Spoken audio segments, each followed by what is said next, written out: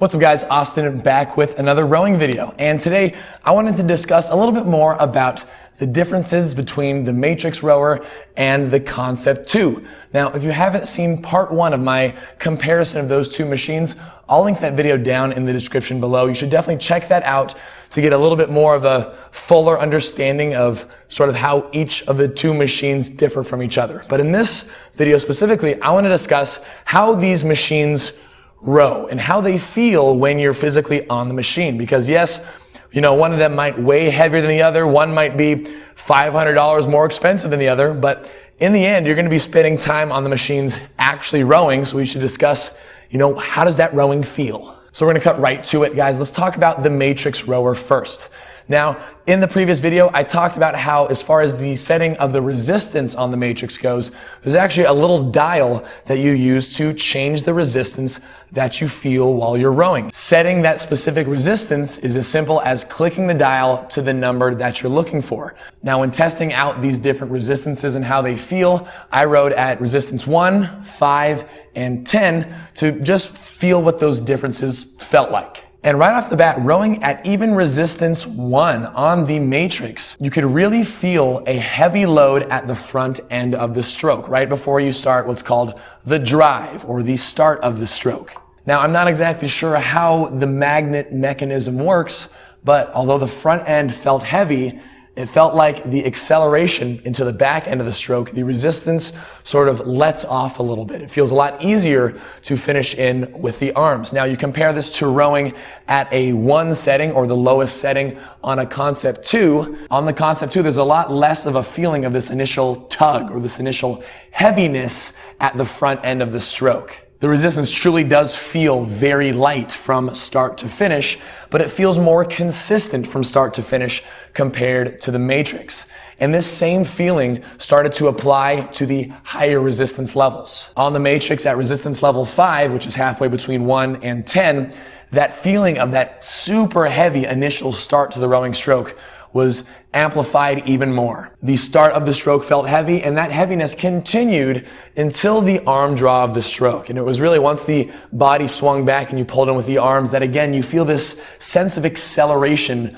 on the Matrix. Compared to the Concept 2, where we apply the damper to the halfway point, and the heaviness definitely increased. You can feel much more of a load at the front end of the stroke, but the heaviness feels consistent throughout, through the body swing and through the arm draw. And like the lowest resistance and the middle resistance, rowing on the Matrix at the highest resistance, this was a very, very intense feeling. I actually found it quite difficult to try to maintain a stroke rate of 20 strokes per minute because of how heavy the front end felt. And this is where I think the Matrix can actually really shine, especially for those out there that are looking to use rowing to help build up their overall strength. The initial drive of the stroke at resistance level 10 felt like you were lifting up an Olympic barbell with a lot of weight loaded up on it. It felt super heavy, super connected throughout, and even into the arm draw, that heaviness was still there. And so it transformed the rowing stroke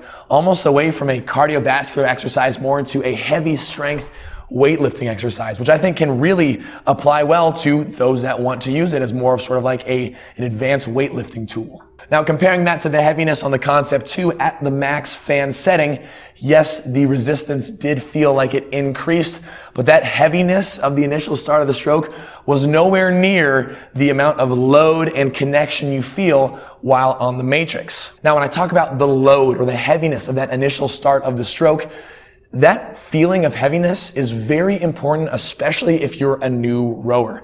Understanding that, you know, rowing isn't an arms exercise, that most of the power generated through rowing is through connecting your legs to the handle throughout the stroke. Your legs are going to drive most of the power with each stroke that you do. And I think the Matrix does a great job of helping even the newest of beginners feel that leg connection at the start because of how heavy the start of each stroke feels.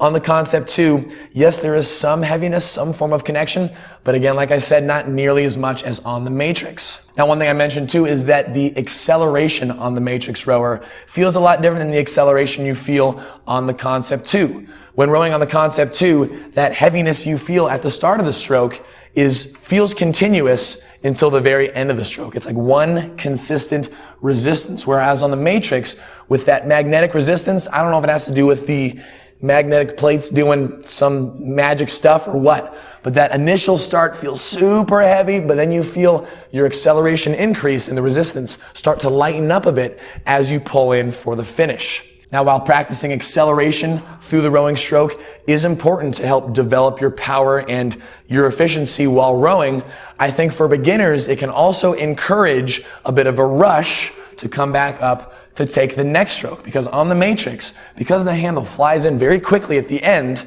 the handle also tends to fly out back very quickly as well. The Matrix, compared to the Concept 2, actually seems to feed the handle into the machine for you, helping you guide your way back up.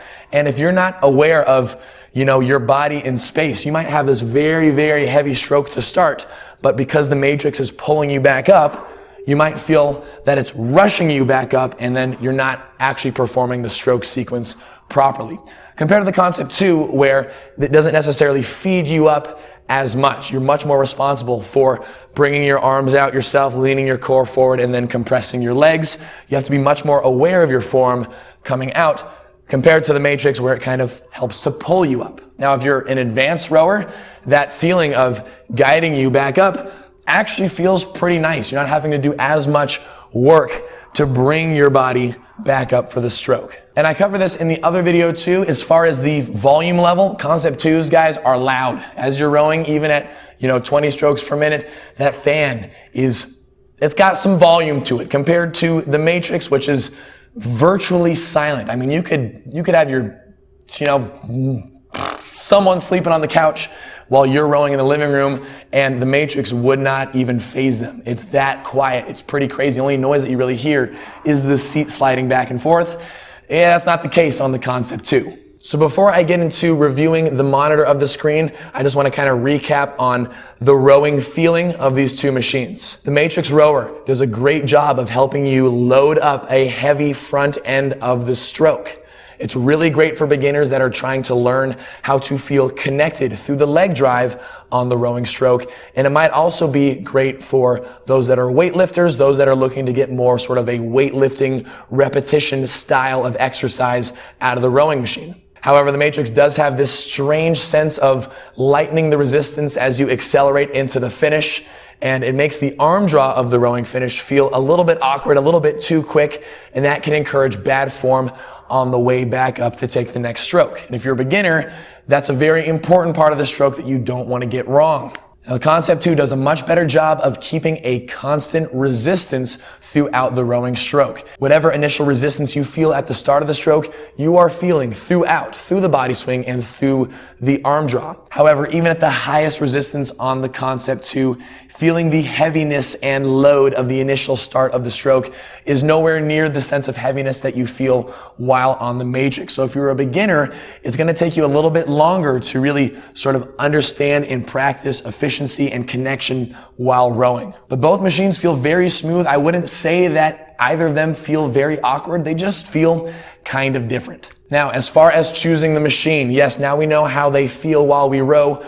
But if you are somebody who's seriously looking into getting into rowing as more of a competitive endeavor, I think the Concept 2 still wins out here because of the advancements on the monitor. The Concept 2 monitors are the most in-depth rowing monitors that are out there as far as being able to set up specific training intervals, the ability to see strength curves, power output while on the machine, all the results it saves, all of the memory. It's just, there's a whole lot going on the monitor. Too much to talk about in this video, but comparing that to the Matrix Rower's monitor, it's very simple and straightforward. It's much more for the casual rower. It's got very simple setups for time and for distance.